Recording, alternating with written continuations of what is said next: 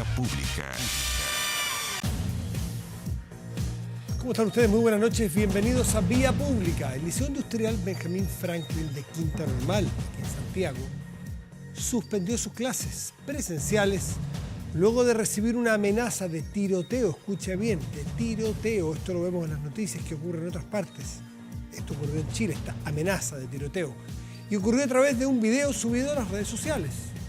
En el registro audiovisual se puede ver cómo desconocidos anunciaron el hecho para esta jornada, con frases intimidantes y explícitas.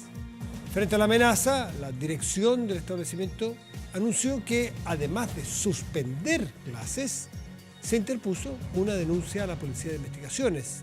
El titular del Mineduc condenó naturalmente los hechos de violencia a nivel nacional, asegurando que los hechos que estamos viviendo hoy son lo suficientemente graves para ponernos todos a trabajar rápidamente. Vamos a conversar sobre este tema más adelante, pero ahora vamos a la mesa, que hay otros temas también que nos convocan hoy.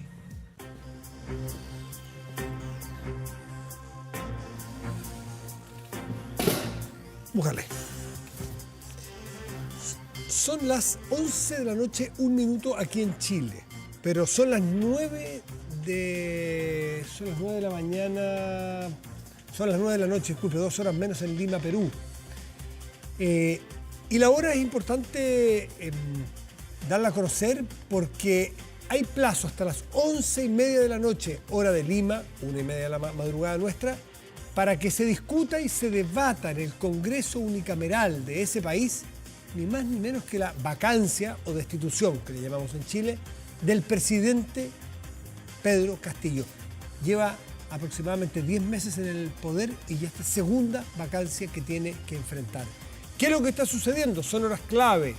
Vamos a tomar contacto con Alfredo Torres, presidente de la encuestadora Ipsos en Lima, Perú. Alfredo, disculpen, muy buenas noches, gracias por recibirnos. ¿Cómo estás? Buenas noches, Matías, un gusto estar con ustedes. Bueno, me imagino que, en realidad no me imagino, le tengo que hacer la pregunta porque me han dicho que de alguna manera la población ya pierde interés en esto, porque es repetitivo, porque los escándalos de la política dejan de tener interés en la población. Toca que mañana Perú se juegue una clasificación mundial, que no es poco para nuestros países. ¿Se están viviendo horas tensas pensando que puede ser destituido el presidente o nada de eso está pasando ahora? Cuéntenos qué pasa. Bueno, el consenso es que no van a alcanzar los votos para la destitución. Requeriría tener 87 de los 130 congresistas que voten a favor de la vacancia o destitución, y eso aparentemente no se va a conseguir. El gobierno cuenta con su bancada, ¿no?, los partidos de izquierda, sus aliados, pero también con algunos otros aliados encubiertos en otros partidos, algunos le dicen tránfugas, que por algún tipo de incentivo para su región o personal están apoyando al gobierno, ¿no? Entonces con eso le alcanzaría para evitar la destitución. Por el lado de la ciudadanía, además, hay un malestar porque no solamente hay una decepción respecto del gobierno, del presidente, su nivel de aprobación anda en 24%, sino también respecto del Congreso, ¿no? El Congreso no genera tampoco ninguna expectativa favorable. Entonces, la idea de destituirlo abre la posibilidad de que sea pues, el Congreso el que asuma el poder, asumiendo que la vicepresidenta también renuncie, y eso no despierta mayor expectativa. Bueno, pero por lo que leí el fin de semana, las encuestas ciudadanas indican que el 80% de los peruanos y peruanas pensaban que de ocurrir una destitución o una vacancia, como le llaman ustedes, debiera haber una nueva elección en el Perú. ¿Eso es posible o está el escenario constitucional para que ello ocurra o es sencillamente una manifestación de deseos? Sí, formalmente le correspondería asumir el poder a la vicepresidenta. Lo que pasa es que ella ya ha dicho en algún momento que podría renunciar si destituimos al presidente, ¿no? Eso no está claro. En teoría, a ella le correspondería asumir el poder. Lo que también está claro por las encuestas es que la ciudadanía no le tiene mayor expectativa o simpatía a la vicepresidenta. Entonces sería un gobierno muy, muy débil. Y en el caso de que ella renuncie, porque no habría motivos para destituirla, en ese caso sí al presidente o la presidenta del Congreso le tocaría convocar elecciones. El problema aquí es que la Constitución no establece si son elecciones generales o elecciones solo presidenciales. Los parlamentarios probablemente quisieran que sean solo presidenciales para concluir ellos su mandato, Claro. digamos, dentro de 4 años. Pero la opinión pública, y ahí sí creo que la opinión pública podría salir a las calles, en un 80% piensa que si vamos a volver a repartir las cartas, pues vamos todos a elecciones generales, ¿no? Alfredo Torres, hace pocos minutos estuve leyendo una información que provenía del Tribunal Constitucional de su país, donde se ratifica la excarcelación inmediata de Alberto Fujimori Fujimori. Sabemos que el expresidente, devenido en dictador a principios de los 90 en Perú, está purgando una condena de 25 años por el caso La Cantuta, me parece, y Barrio Alto. Barrio La Cantuta, que son temas de derechos humanos, y que, bueno, ha recibido un indulto. ¿Cómo se puede leer este anuncio de esta noche en clave de la destitución? Es decir, que sea una fórmula, porque yo lo que no sé en realidad es qué grado de autonomía tiene ese Tribunal Constitucional, y no lo si estamos leyendo o mirando debajo del agua diciendo están dando este indulto ahora en la noche, cuando se vota la vacancia, cuando se sabe que hay un grupo de parlamentarios fujimoristas que podrían entonces con esto favorecer a Pedro Castillo. ¿Es injusto el análisis que se hace o no tanto? La verdad, son historias paralelas, ¿no? El Tribunal Constitucional es bastante autónomo, lo que pasa es que está muy dividido. Eran 7 miembros, estaban, digamos, 4-3 en contra del indulto, falleció uno de los miembros, quedaron 3-3 y el actual presidente está a favor del indulto y entonces han producido la votación y han acordado, digamos, validar el indulto que dio Kuczynski en su momento.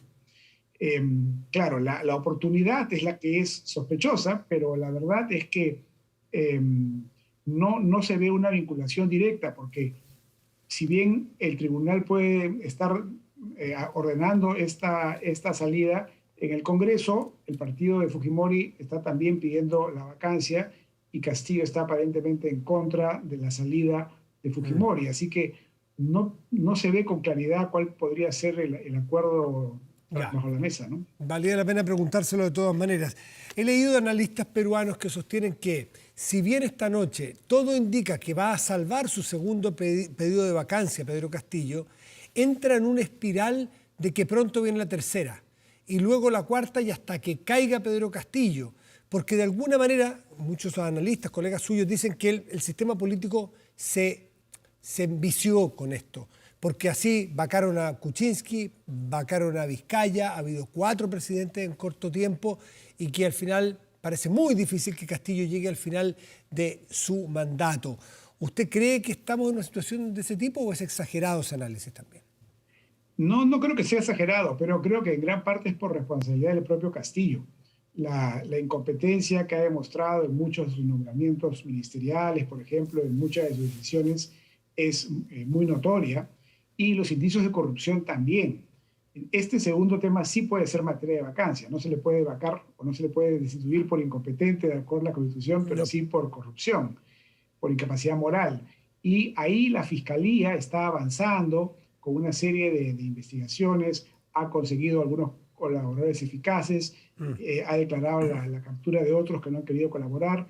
En algún momento pueden aparecer nuevas evidencias de corrupción que afecten más directamente al presidente, y en ese caso, sumado a un mayor deterioro, digamos, del apoyo popular, podría ser que algunos congresistas que hoy día votan en contra de la vacancia terminen votando a favor, ¿no?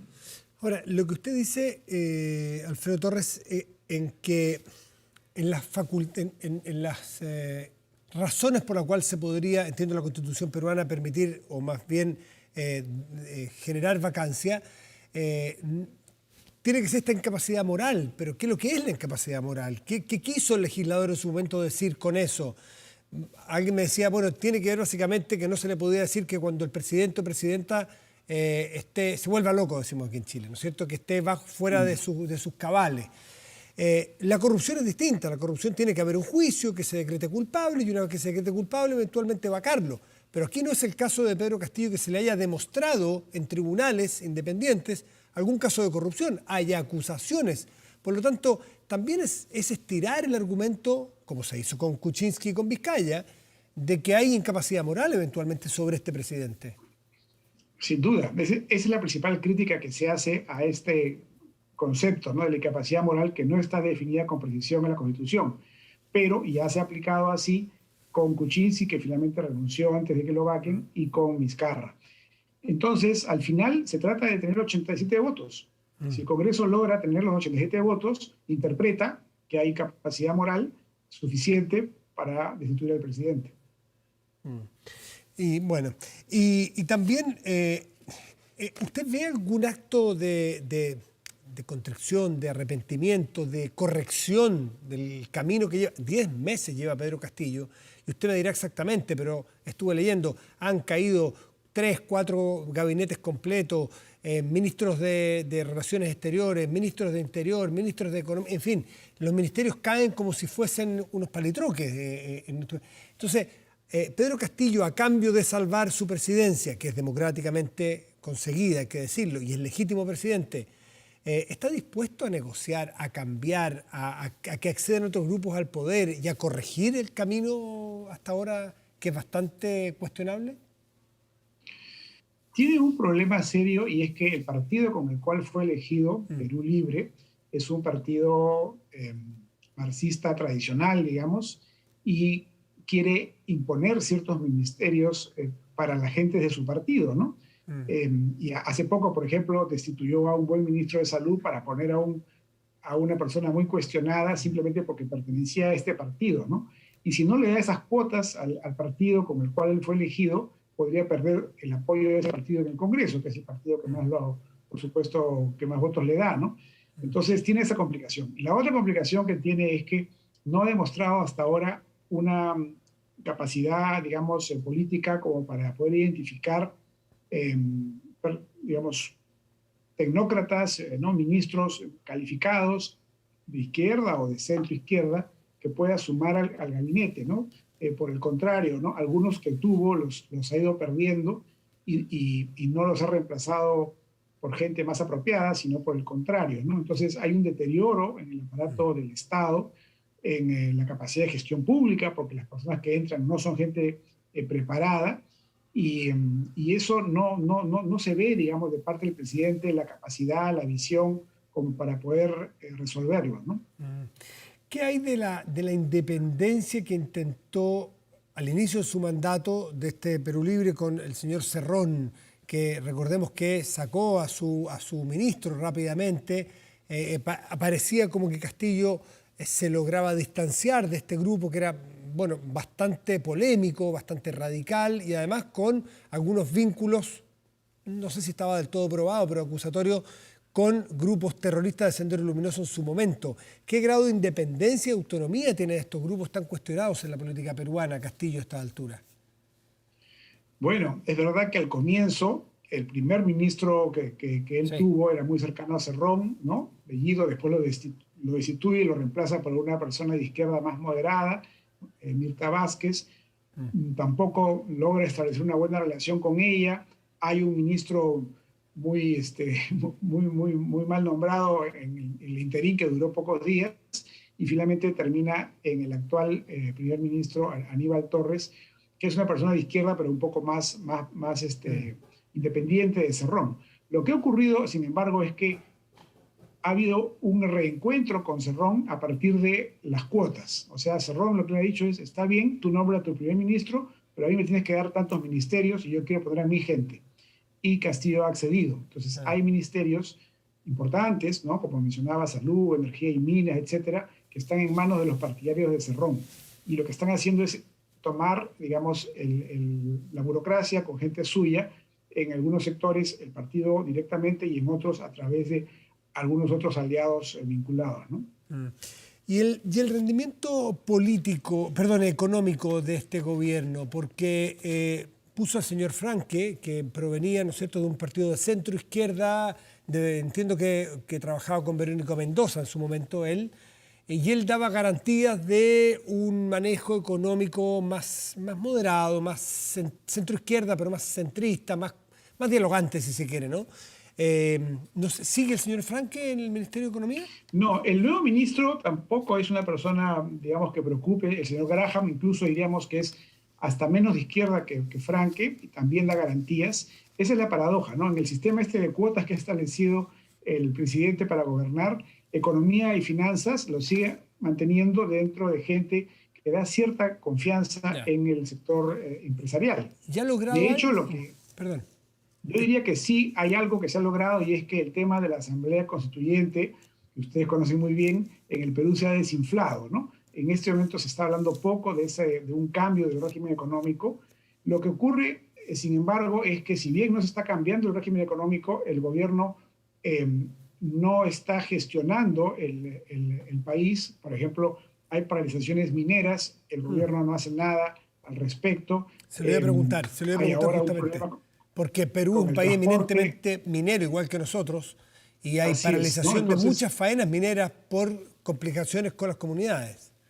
Exactamente, ¿no? Y es ahí donde el gobierno pues no interviene y entonces deja que estos conflictos se incrementen, se compliquen, ¿no? Entonces no es tanto que hayan cambios en la normatividad, ¿no? Que vayamos a tener pues, expropiaciones o algo por el estilo, pero sí hay una situación de desorden que genera un desincentivo a la inversión, ¿no? La inversión privada está un poco paralizada por la incertidumbre de no saber cómo va a manejar el gobierno las políticas sectoriales, ¿no? Ahora, mire que es curioso, usted hace la analogía con nuestro proceso constituyente, que podrá tener cosas más luminosas y más sombrías, con aciertos y errores. Pero hay una de las cosas que justamente esta noche, en un rato, estamos por dilucidar una comisión de sistema político y que, por lo tanto, estamos bastante enterados de qué se trata y lo relevante que es para un país tener un sistema político coordinado, coherente con la tradición y con las necesidades. Y planteo ese problema, usted dice, bueno, no es tema de la constituyente en Perú, pero si de lo que algo nos hemos enterado del Perú, aparte que estar a punto de clasificar al Mundial por segunda vez consecutiva, es que tiene problemas severos en su sistema político. Así es. Partiendo por una incapacidad de los partidos de generar estabilidad. Por ejemplo, tener un sistema unicameral del cual se hace mucha mención aquí en Chile, porque hay algunos que lo desean y ponen el caso del Perú como un caso no deseable. Entonces, en una de esas, una constituyente en el Perú podría ser una buena solución para discutir de buena manera, hacer un rebaraje del sistema político y darle confiabilidad, espesor, estabilidad. Claro. Lo que dice la Constitución peruana es que la Constitución puede reformarse en el Congreso con 2 legislaturas sucesivas y un número calificado de votos, ¿no? Y sin duda la reforma política es algo que deberíamos hacer, ¿no? Muchos piensan que deberíamos restituir el Senado, ¿no?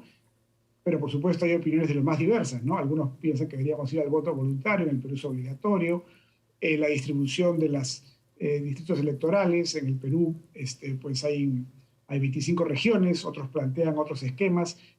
En todo caso, sí, el sistema político no funciona y habría que reformarlo, pero el propio Congreso tendría que tomar la iniciativa y podría hacerlo. Digamos, pero es un Congreso, no lo permite. Alfredo, por lo que entiendo, es un Congreso, usted me lo dirá, porque a la distancia las cosas se ven de manera seguramente muy distorsionada. Se ve un Congreso muy poco legitimado, incluso al día siguiente de que juran a la Constitución peruana. Uno ve que las críticas son a todos, a moros y cristianos, durísimas, desde la corrupción a la incapacidad, a los políticos tránsfugas que usted mencionó, que se cambian de un sector a otro, que forman partidos para la elección que viene. Entonces, es curioso que se le otorgue a un Congreso unicameral muy poco legitimado la posibilidad de reformar una Constitución para mejorar el sistema político. Bueno, no suena bien, al menos. Claro. Lo que pasa es que los planteamientos de de Asamblea Constituyente han provenido de la extrema izquierda. Entonces hay mucho temor en el centro y la derecha que el objetivo de esa Asamblea Constituyente en realidad sea cambiar el régimen económico, que es algo que sí funciona. Entonces dicen, bueno, cambiemos el sistema político y para eso lo podemos hacer en el Congreso. Pero es verdad que es un Congreso muy deslegitimado. Hay 10 partidos en el Congreso, la derecha está partida en 3, la izquierda también, y el centro en realidad no es un centro, digamos, muy intelectual, es un sector bastante populista, bastante, digamos, amorfo. Entonces, no tenemos en este momento gente de un liderazgo suficiente como para pensar en una reforma constitucional en el propio Congreso, ¿no? Entonces, sí estamos entrampados en una crisis política complicada. Larga, una crisis larga ya, ¿no? Del Perú y no se ven, disculpe, mucha salida. ¿Qué pasa con los liderazgos de futuro? Porque también están un poco gastados. Keiko Sofía lleva 2 o 3 elecciones perdidas directamente en los partidos tradicionales como el APRA. No sé qué liderazgos están presentándole al país. No sé qué pasa con la renovación generacional, que en nuestro país ha funcionado bastante bien, que hay una nueva generación asumiendo responsabilidades. ¿Qué pasa en el Perú en esa materia? Sí, es cierto. El partido fujimorista está en el problema de que su candidata, que es Keiko Fujimori, ya ha perdido 3 elecciones y tiene mucho antivoto, ¿no? Y además tiene procesos judiciales. Entonces, no es pues la candidata ideal, ¿no? Los otros partidos de derecha que obtuvieron alguna votación importante tampoco están liderados por gente que sume muchos consensos, ¿no? Hernando de Soto, que podría sumarlos, tiene ya más de 80 años. López Aliaga es muy radical para muchos. Es muy de derecha López Aliaga, pues, ¿no? También es de la derecha, sí. De la derecha, sí. Por el lado de la izquierda también hay esta gran división entre varios partidos. Acción Popular, que es un partido de teoría de centro, está muy dividido a su vez en varias facciones. El APRA ha perdido la inscripción electoral por pérdida de voto popular y no estamos viendo esa renovación generacional que sería tan importante, ¿no? Hay algunos congresistas jóvenes destacados, pero todavía ninguno tiene un apoyo popular amplio. Entonces, sí, estamos enfrentados a una situación compleja porque no hay ningún partido político que destaque, que esté sumando, ni tampoco hay líderes jóvenes que despierten mucha expectativa. Por eso es que la situación en las calles es de una cierta apatía, digamos, apatía, ¿no? Porque no hay, así es, no hay nada que despierte mucha esperanza. Bueno, el panorama, como muchas partes de Latinoamérica, muchas veces no es muy halagüeño, no se ve muy bien porque la renovación política y el funcionamiento de las instituciones parecen agotadas en el Perú, de eso hemos leído muchísimo, y esta noche se juega un partido importante en ese sentido. Usted dice entonces que su pronóstico es que hoy no hay ninguna posibilidad de vacancia, que no están los votos para que el presidente tenga que dejar sus funciones, ¿no? Así es, yo creo que hoy no están los votos, sin embargo creo que en el futuro podrían estarlo en la medida en que surjan en función de 2 factores, ¿no? Que haya más evidencias fiscales, ¿no? reales de indicios de corrupción, que sería el motivo, digamos, de la vacancia, aunque de acuerdo con que constitucionalmente no está tan claro. Y lo segundo es que se deteriore aún más el apoyo popular, porque la situación pues, del país no es buena y eventualmente se va a deteriorar más, y en ese deterioro, al perder apoyo del presidente, podría hacer que algunos congresistas que hoy día lo respaldan, pues cambien su voto, ¿no? Bueno, Alfredo Torres, presidente de la encuestadora Ipsos, muchísimas gracias por este análisis completo de lo que ocurre en su país. Estaremos naturalmente expectantes y deseamos que en estas materias políticas les vaya muy bien. En el fútbol les deseamos que empaten nada más, pero en materias políticas les deseamos que todo vaya a mejor en su país. Alfredo, muy buenas noches y muchas gracias. Gracias, hasta luego. Que esté muy bien, hasta luego. Hacemos una pausa y ya volvemos, espérenos.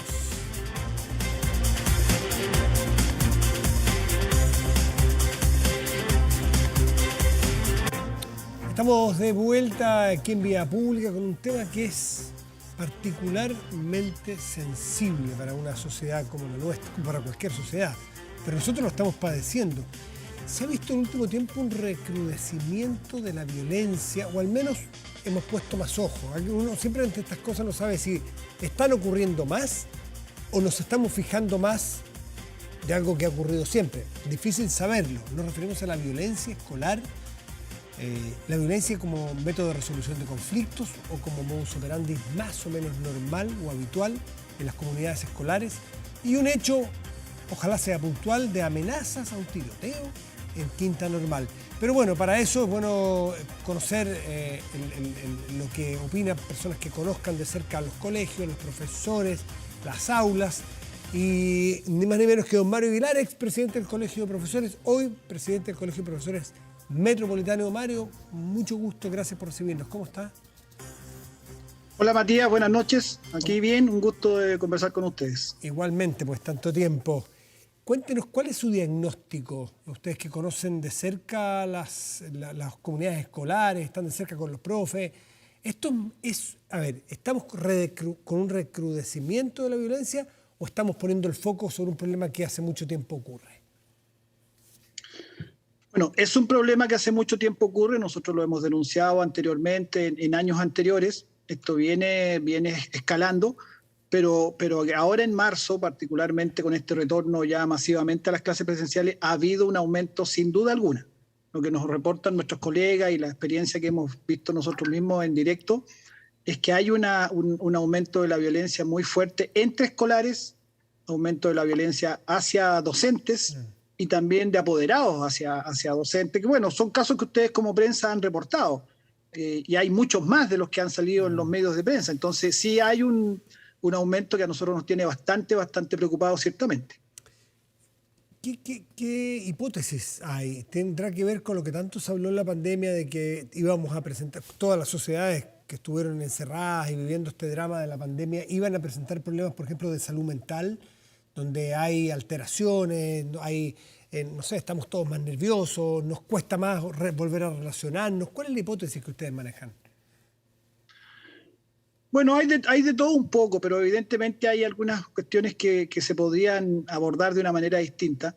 Hay una violencia estructural en la sociedad fuerte. Ustedes mismos en la prensa dan noticias de incidentes en las calles, 2 automovilistas que se agarran por cuestiones bien menores y terminan en verdaderas cuestiones graves, agresiones sumamente duras. Ha aumentado la violencia dentro de las casas.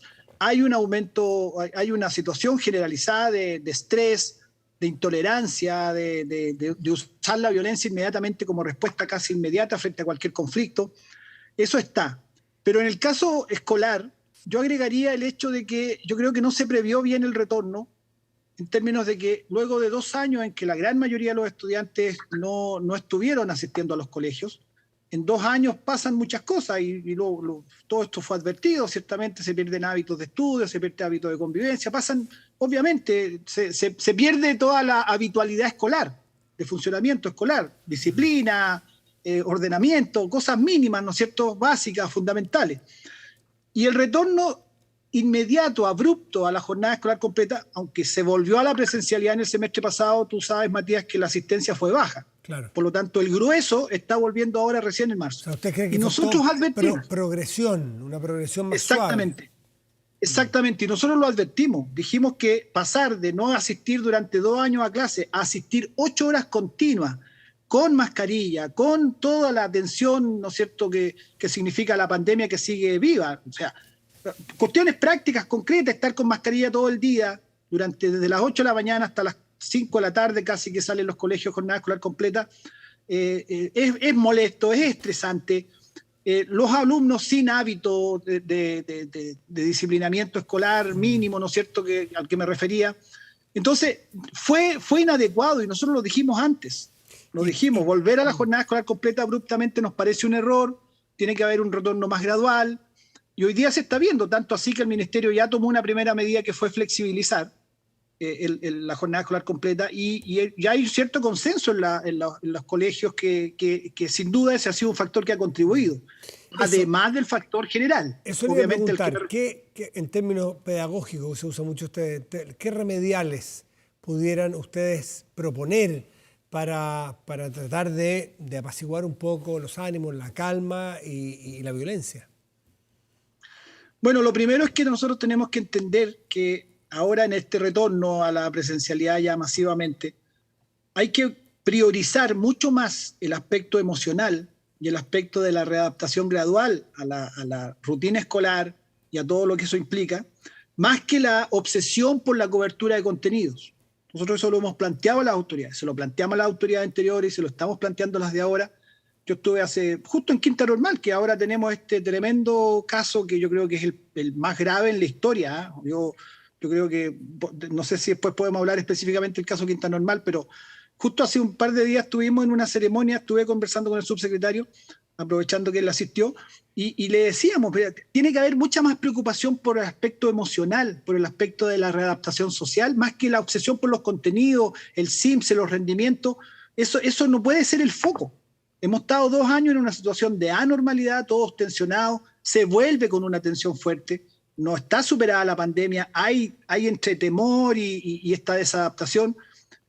Vuelvo a insistir en el ejemplo práctico porque la mayoría de la gente lo debe entender. 8 horas con la mascarilla, con el del lado, encerrado en una sala que a veces no tienen ventilación adecuada, son factores tensionantes. Y yo le decía, subsecretario, necesitamos que haya mucha más gradualidad y a priorizar lo emocional. Nuestros alumnos, y eso era previsible, tienen un problema de desadaptación y necesitamos priorizar ese aspecto como lo primero, lo fundamental, atender, y no lo otro que parece ser la obsesión tan fuerte del sistema, que va a haber SIMS este año a como dé lugar, y eso tensiona mucho más al sistema, ciertamente.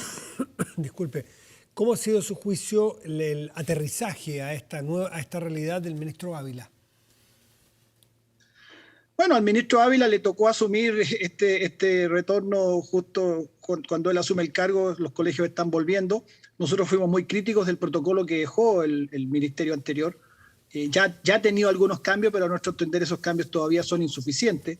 El aforo en la sala de clase tiene que ver, por un lado, con el tema sanitario, ciertamente, pero también con un tema pedagógico, en el contexto de lo que estoy diciendo.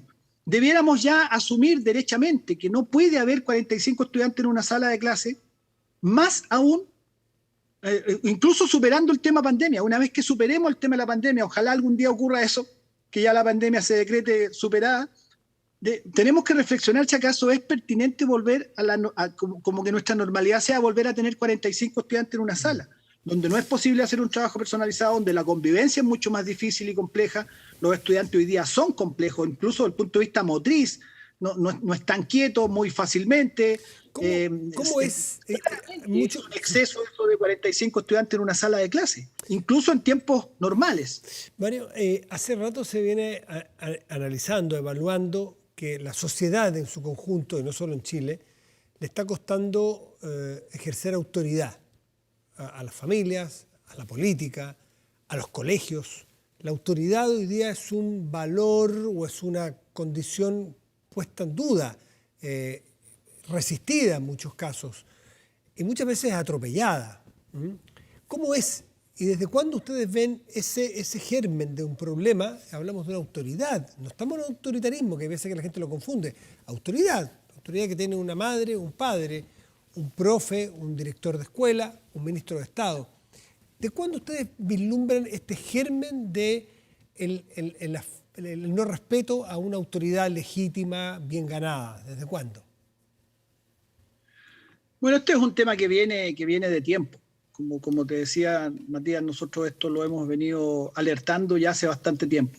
Y en ese sentido, la escuela tradicional, que muchas veces tiene esta disciplina impuesta, muchas veces tiene esta cosa vertical, muchas veces tiene esto de no generar tanta instancia de diálogo, sino más bien una cosa impositiva, y que está cambiando no solo en Chile, en el mundo entero, y muchas veces la escuela, y entre otras cosas por la presión que hay por los rendimientos, que nosotros seguimos insistiendo que esta educación estandarizada, que prioriza los rendimientos, que prioriza la competencia entre colegios, que la supervivencia de la escuela muchas veces depende del rendimiento en esa prueba estandarizada, y por lo tanto no queda espacio para atender a otros aspectos emocionales, sociales, afectivos, que son tanto más importantes que el rendimiento de una prueba estandarizada, ha hecho que la escuela vaya quedando desfasada. La escuela tradicional está quedando desfasada. ¿Quiénes son los profesores, comillas, exitosos hoy día o que les va bien con sus estudiantes? Aquellos que tienen más capacidad de dialogar, aquellos que tienen más capacidad de escuchar a sus estudiantes, aquellos que tienen más posibilidades de innovar de repente, no tanto la clase frontal, ¿no es cierto?, donde hay un experto que es el profesor y los estudiantes son entes pasivos que solamente reciben esa información o el dato que después tiene que el alumno votar en una prueba, ¿no es cierto?, o demostrar en una prueba. Y todo eso hoy día no le hace mucho sentido a los estudiantes. Es cierto que hay este tema con la autoridad, es cierto, porque hay una crisis que no es solo en Chile, en el mundo entero estamos viendo fenómenos de este tipo. Nosotros tenemos harto contacto con gremios de otros países, participamos de organizaciones que agrupan los distintos gremios docentes, y este problema no es chileno solamente.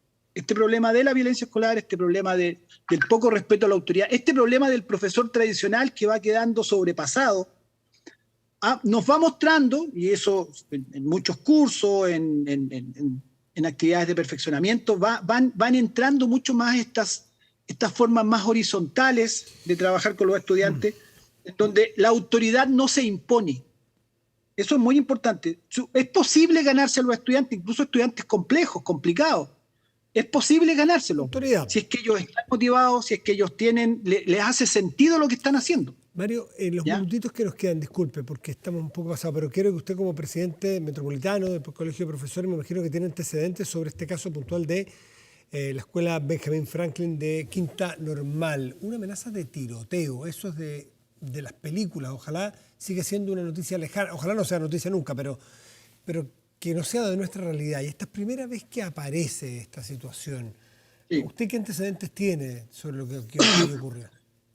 Sí, yo he estado bastante interiorizado. De hecho, ayer mismo ya yo alerté y denuncié en las redes sociales, en Twitter y otras redes esta situación, porque ya los videos estaban circulando y los colegas se comunicaron conmigo. Y es una situación gravísima porque además ellos toman una decisión, fíjate, toman una decisión de suspender las clases y hacer una jornada de reflexión, y minutos después de que ellos toman una decisión interna, aparece un video diciendo, suspendieron las clases y creen que con eso se van a salvar, siguiendo con la amenaza, pero además con una información muy, muy directa. Entonces ahí ya derechamente pasó a un susto mayor, a un temor mayor por parte de mis colegas y toda la comunidad en general. Mira, los casos en Estados Unidos, estos terribles que vemos, que ojalá tocamos madera para que eso no llegue a ocurrir en Chile, pero todos partieron con algo así.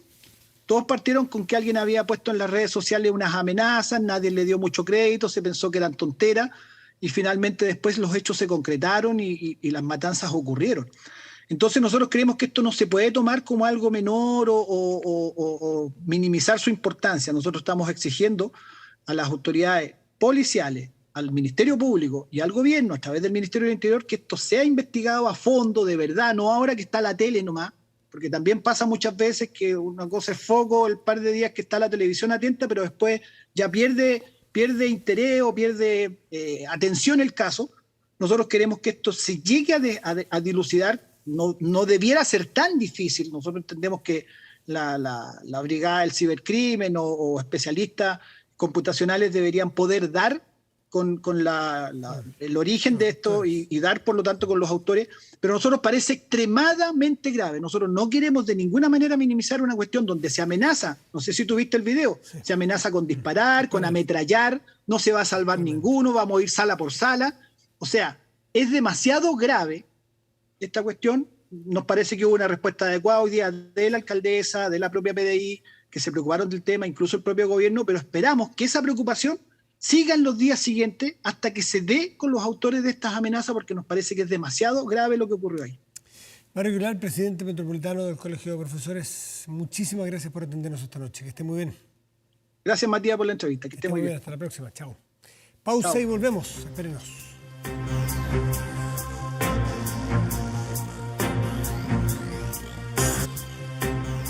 Aumenta la delincuencia, no grave robos, evítelos con TPY, la empresa líder en seguridad preventiva con monitoreo de cámaras de seguridad y audio disuasivo en tiempo real. TPY protege 24/7 su empresa y también su hogar. No sea usted la próxima víctima y contrátelos en tpy.cl. Vamos a la pantalla grande de nuestro estudio y revisamos nuestro portal de noticias 24horas.cl, que en este momento destaca... Ahí está, destaca la siguiente. ¿Usted había escuchado que en Chile Chico iba a ser la primera comuna o la primera ciudad donde se iba a eliminar la obligación